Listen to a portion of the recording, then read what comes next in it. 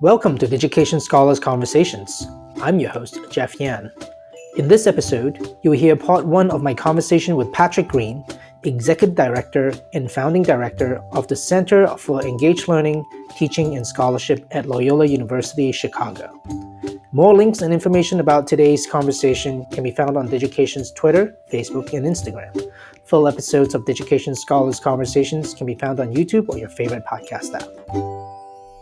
Welcome to Digication Scholars Conversations. I'm your host, Jeff Yan. My guest today is Patrick Green.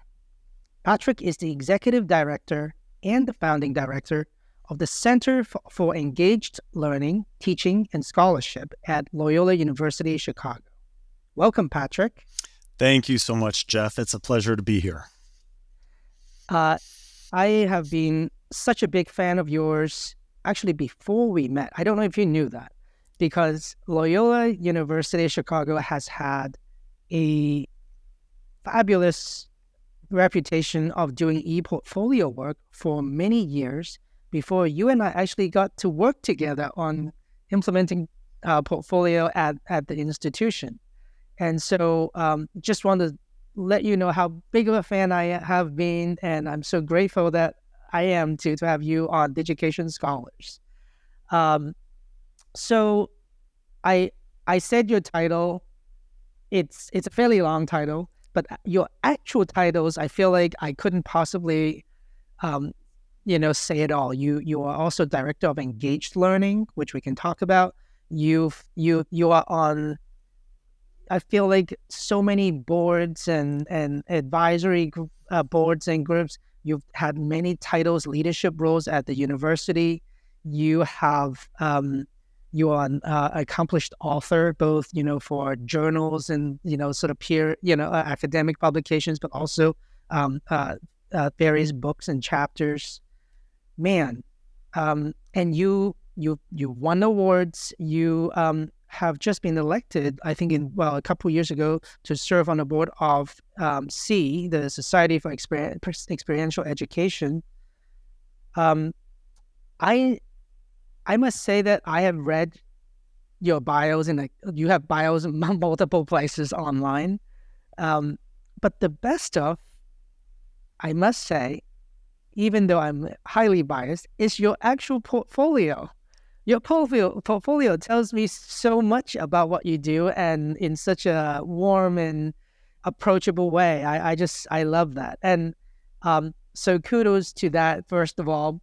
Many people that I work with, especially someone who's an executive director for a program, etc., they do not have their own portfolios. And the fact that you do, and that it's a real portfolio, it's refreshing. Thank you. Well, first of all, Jeff, thanks so much for those kind words. I deeply appreciate that. And I, worked on my portfolio because we ask students to do these portfolios, and I didn't think in good faith I could do that without truly understanding the process of working on a portfolio, the reflection that goes in to working on a portfolio, the folio thinking that happens throughout the process. And I learned so much and continue to work on and build my portfolio. As a matter of fact, it becomes one of my annual goals every year to update my portfolio. And so that I'm really staying true to the learning and teaching through ePortfolios that we ask our students and our faculty to do as well. I love that. That's the very authentic part of what you do, and it comes through in every way. I must say that there's so much to talk about, but one of the things that I really want to learn more about, Patrick, is sort of your origin story, because it feels like that everything that I have come across at what you've done, they're so brilliant. And I'm going, how does he get there? What was the drive? Was there something about the way you grew up, your own education experience? What makes you care so much about experiential learning and student engagement, faculty engagement, and portfolios, and so on? Well, thank you for that invitation to reflect a little bit on my own journey. I will say, I'm the youngest of 5 kids, and so my education always starts with family.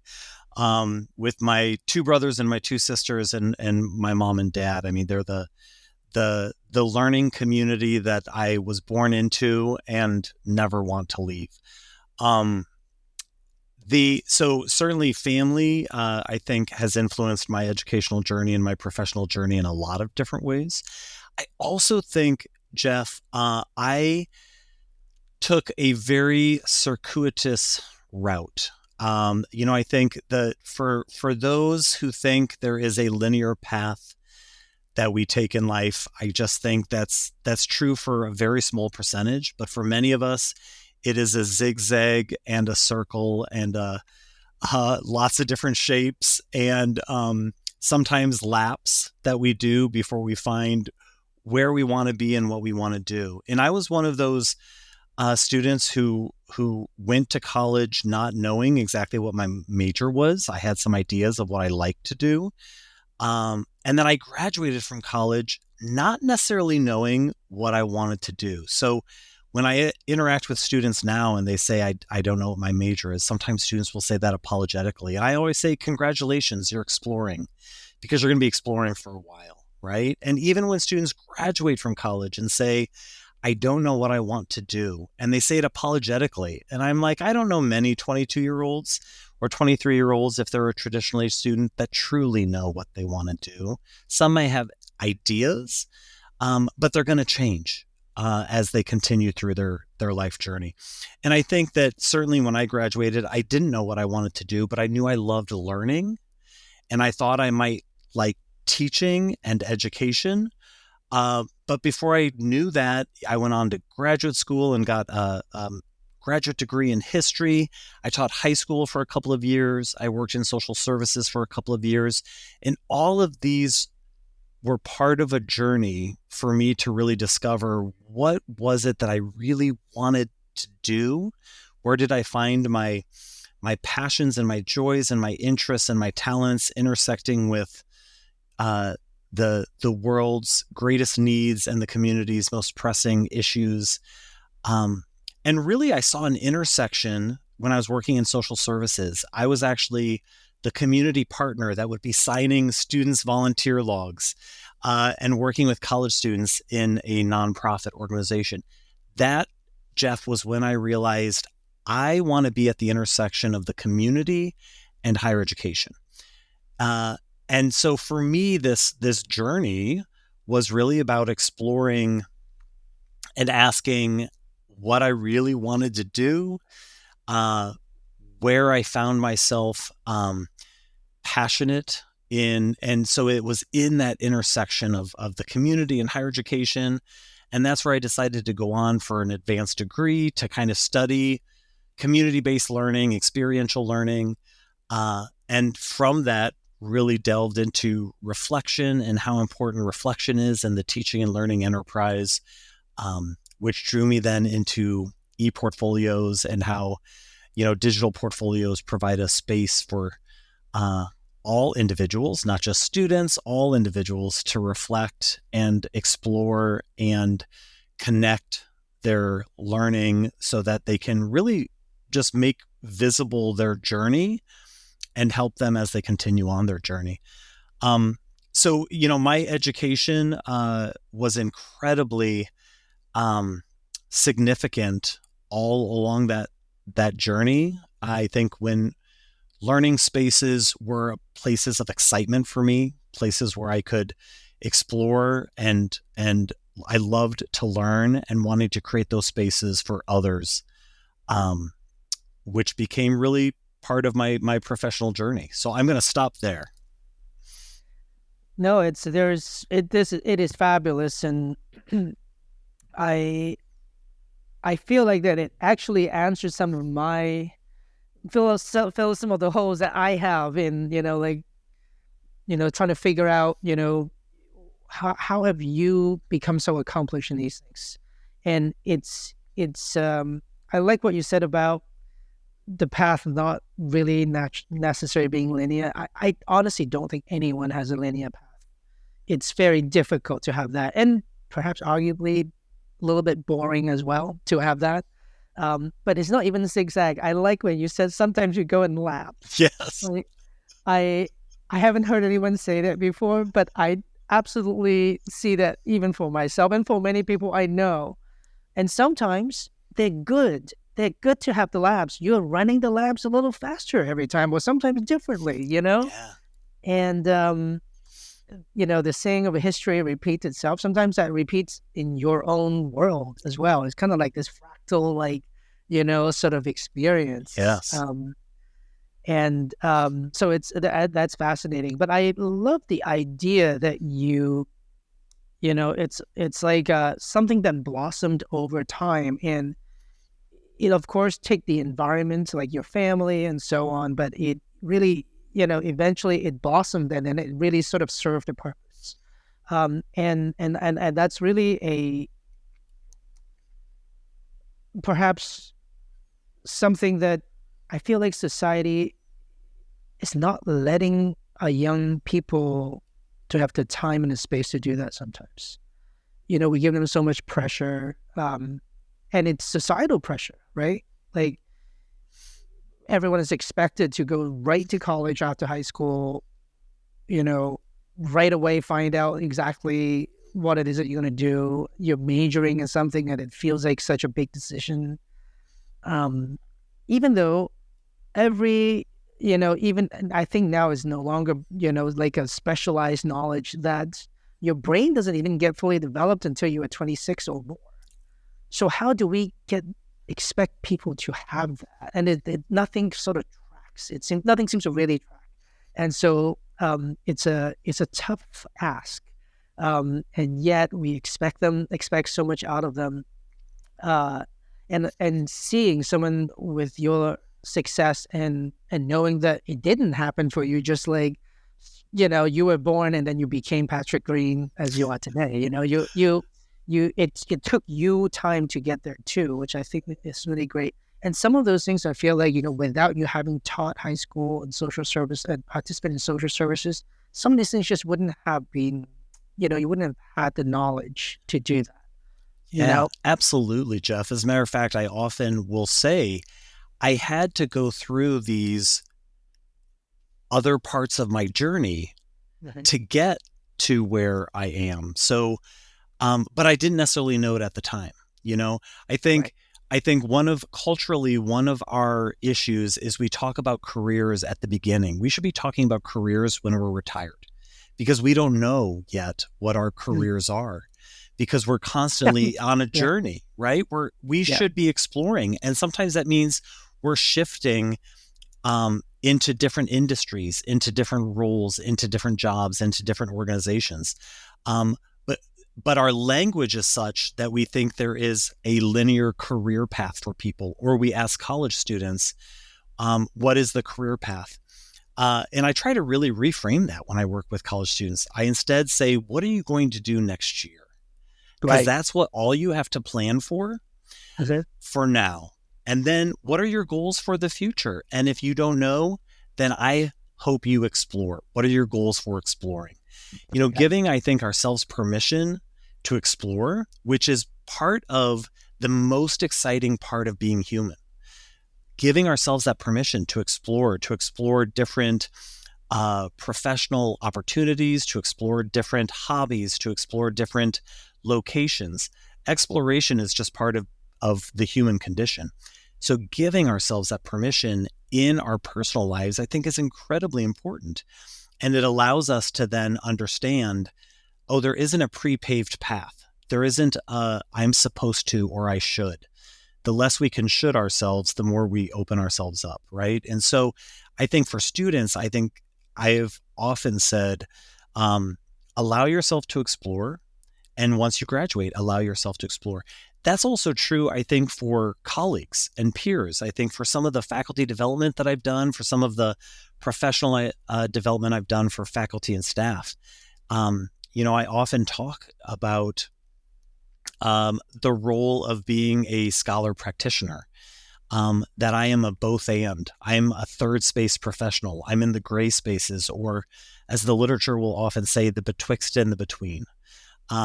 That I have a foot in the community, a foot in the classroom. I have a foot in theory and a foot in practice. I have a foot in administration and a foot in academia and the classroom all the time. So I am not in a singular box. I am constantly in a Venn diagram. I am always at the intersections of two or three positionalities. And so I think, to allow people to understand that they may find themselves also at the intersection in those gray spaces, and then to explore that is really, really powerful. And I think just allowing ourselves to understand that a career is something we should be reflecting on once we're retired. We can name it then.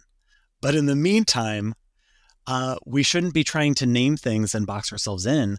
We should be exploring and giving ourselves permission to turn right, left, go straight, or turn back and look and walk in that direction as well.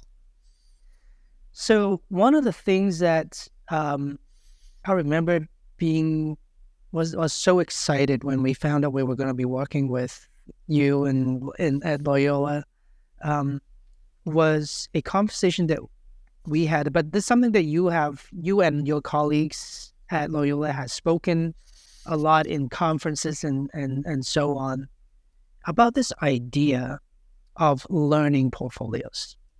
So I will just ask the question, perhaps ask you to talk about the difference between a learning portfolio versus the other. Maybe it's a showcase portfolio or whatever other portfolio that most people may expect out of a portfolio. Why don't you talk to a little bit about that? Because I think it really sort of, everything that you just said and your life story fits into this idea of a learning portfolio, doesn't it? So can you talk about that? Yeah. So Loyola University Chicago has been facilitating our learning portfolio program for, it's been about 13 years now. And so we used to call it the ePortfolio program. And immediately we saw a trend where people get confused with the technology versus the pedagogy. And so they get really wrapped up on the technology part of it. And I had to reframe for them that technology is going to continue to evolve and change. I want you to focus on the pedagogy, on the learning part of it. So we actually renamed the program the Learning Portfolio Program. And that's how we refer to our digital portfolios or our ePortfolios here at Loyola. We call them learning portfolios because the emphasis is really on the learning and critical reflection that students do through a digital portfolio. And we wanted to really elevate the learning. Like, that is the purpose of that digital portfolio for us. It is really to say, why are we doing this? Why are we spending so much time on this? Why are we working with faculty across all the different schools and disciplines to embed this into their courses, into the curriculum? And it's because, as we know and research tells us, that portfolios, electronic portfolios, are a high impact practice, that they contribute to the deep learning that is clearly by the research defined by learning that is transfers over time, is integrated into someone's life. And so because of that, we wanted to really create the emphasis and name it specifically for people. And so we called it learning portfolios. And our emphasis when we work with students and we work with faculty and embedding this into their courses is that this is an opportunity for students to bring their learning to life, to make their learning visible. This is an opportunity to use evidence-based learning where students can demonstrate their learning, and that then allows students to demonstrate their learning, but it also allows students to critically reflect on that learning. It allows students to make meaning and to, in their own words, name and connect that learning to the larger world, to the course that they're currently studying and working in, to the local community, to the nation, to the larger global context, whatever the case may be. So for us, we thought, okay, this is really important, and we're completely reframing this, and that's why we call them learning portfolios, and it's all about the learning. First of all, I am so glad that you are able to just so succinctly talk about this and in such a way that I think anyone can understand. I think all of us can identify with that.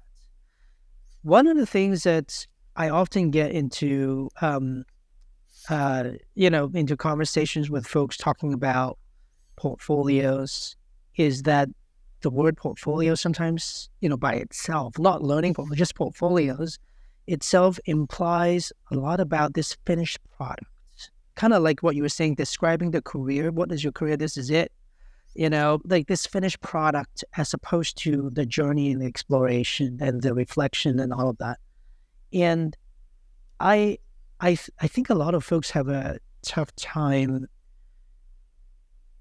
trying to traverse between those two worlds. Isn't there a space where my portfolio is really going to be for the employer? So maybe even more fundamental question, should an employer, let's say at some point, students say, I'm really, I'm graduating, and there is a practical piece, like you were saying, there's theory, there's practice. There's a practical piece of me looking for a job. All right, let's just take that, which many of your students are doing right now, probably, right? It's June, and if they haven't already, they're taking their portfolio out there. Is it like, how useful is that learning portfolio? And versus, do you need to translate that somehow to become a polished sort of showcase/career portfolio? Or do you kind of celebrate the learning part of the portfolio? What would your advice be? Yeah, great question. And we get those questions all the time. And I think, the learning portfolio for us is both process and product. So we really emphasize the process. And that's where the critical reflection comes in. I think if any of us are honest about learning, especially if we look at the research and literature from cognitive science in the past 2 decades, from the scholarship of teaching and learning in the past 2 decades, we know learning is messy. We know learning is a process. We know learning requires both affective and cognitive development. In other words, we know that we want our students to both feel and think, because when they feel and think, that's when deep learning really happens. And one of the ways that students can demonstrate that is through the audiovisual elements and artifacts that can be embedded in a portfolio, in a digital portfolio. So not only do you have the products of a student's work, for example, papers from classes, presentations, slide decks from classes, projects, research, reflections from classes. Not only do you have those assignments that are artifacts that you'd put in a portfolio, but you also have pictures, videos, music, art, creative elements that emote. And that combination of affective and cognitive, of feeling and thinking, is incredibly important, because that's when learning happens that lasts. That's the learning that lasts, the deep learning that the literature talks about, the learning that transfers over time, meaning beyond a semester or that period you were in a class, right. The learning that is integrated into an individual's life, right? So the learning portfolios then are really important when you consider the process and the fact that it is the building. Sometimes we are an instant gratification society. We want the easy button, we want the end, we want the product. But the real magic in life is always in the process. It's always in the journey. It's always in the messiness. That's where the magic happens. That's where the learning happens. And so for us, that learning that happens in the building of the portfolio, in the reflecting, in the way the student organizes the portfolio, the tabs that they may choose, the structure of the portfolio, all of that is evidence of how they're making sense of. Obviously, as an educator, we can help guide that. We can give examples, we can give suggestions, but then allowing students to build that portfolio, to organize it in the way that they make sense, the pictures that they choose, the colors that they choose, all of that is part of their meaning making, is part of their building and that process of the building. Now, the exciting thing about portfolios is they're malleable. They can be changed. They can be tweaked into a professional portfolio that you would send to an employer. That is definitely part of the value proposition. But I always reframe for our students and our faculty, that is not the value proposition. The learning that happens is the value proposition. It is why it is a high impact practice. It is why it is a practice founded upon good pedagogy, on good teaching and learning. And it's because students have to go through this process of building and thinking and making meaning. One of the best descriptions I've heard is a portfolio is like a student's personal museum, and they're the curator, and they have to curate everything that you see. So when I walk into that personal museum, when I click on that portfolio, everything is labeled and described, and there is meaning behind it. And I think for a student to build that, it is a really powerful learning and reflective process. Yeah, absolutely. I picked up on one of the things that you said, which makes me think that, and I've always been on the same camp, by the way, but I like the way that you talked about sort of this, the process itself could be so strong that it is the product, because it is what shows the world what kind of learner that you are. Because I think that people now recognize that even differently from specific skills. There are industries, there are disciplines where some certain skills are something that you earn, you acquired over time, and you just kind of have it, and they value that. There's no doubt about that, and I think it would be silly for a student to not showcase some of those, to at least communicate, like you said, curate that. But as part of the curation, it is now increasingly more important also for you to be able to show that you can emote, like you said, you can express yourself. You have feelings and thoughts that are not just skills. These are individualized, your individualized self that was created by your environment, your upbringing, your beliefs, your passion, your mission in life, your decision-making process, that allows you to show, should there be a new challenge or new skills that I need to acquire, I'm the one you want, right? Absolutely. Yeah. And I think absolutely. And I love the way you described that, and I think of the work of like Carol Dweck of growth mindset versus fixed mindset, right? And I think sometimes when we approach portfolios, people go to that fixed mindset of a final portfolio that is polished, that you can send to an external audience. And I think, no, we want growth mindset. We want the messy portfolio that you're building along the way, that perhaps is always unfinished because we're still on this journey of being a learner and a lifelong learner, that we are constantly tweaking and building and looking at and reflecting upon, that shows our humanity and our imperfections as well as our skill development. In a lot of ways, I think that growth mindset approach to portfolios could be really helpful for us to then also demonstrate, yes, here's our skill development, but here's the way that I could self-assess. Here's the way that I was able to self-manage. Here's the way that I could demonstrate mastery and also demonstrate I was very aware of my lack of skills and that I had to pivot and work to develop these skills.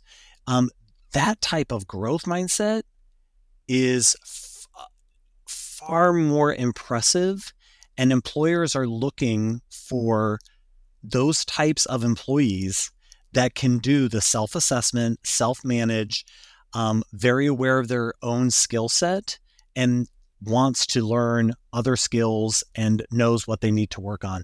Those are all incredible employability skills. I will confirm from our own hiring at Digication.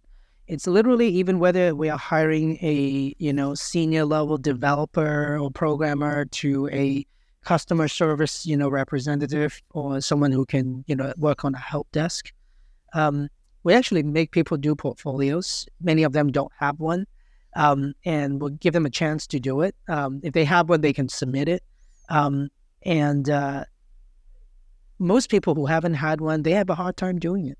But the ones that will do it and put effort into doing it and are able to show that, allows us to sort of value them really, really differently.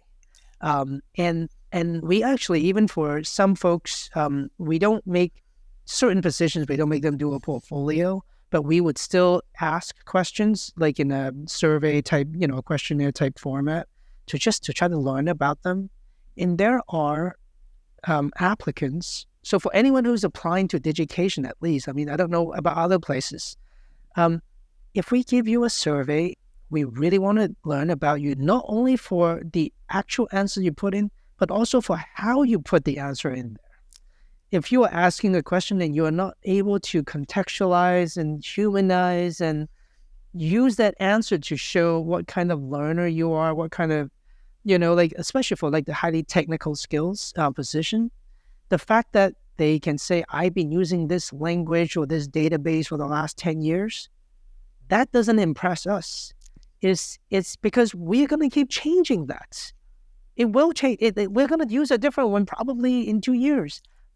And maybe it's one that we haven't heard of yet, right? Yeah. But I need to hire the person who's not going to be scared when that new thing comes along. Yeah. And without that mindset, we just, and so what's interesting is that people will send us these applications. It's part of what we ask for. Sometimes it's, for example, code samples for programmers. They think that code will do everything, and that's not true. I mean, we do look at them, obviously, but we actually look for all these other things that tell us clues on who you are. This concludes part 1 of our conversation. To hear part 2, be sure to subscribe to Digication Scholars Conversations on YouTube, iTunes, Spotify, or your favorite podcast app. Digication Scholars Conversations is brought to you by Digication, a technology platform powering the most innovative ePortfolio programs in K-12 and higher education. Our website can be found at digication.com. If you enjoyed today's conversation, please like, subscribe, and share with a friend. Thanks for tuning in.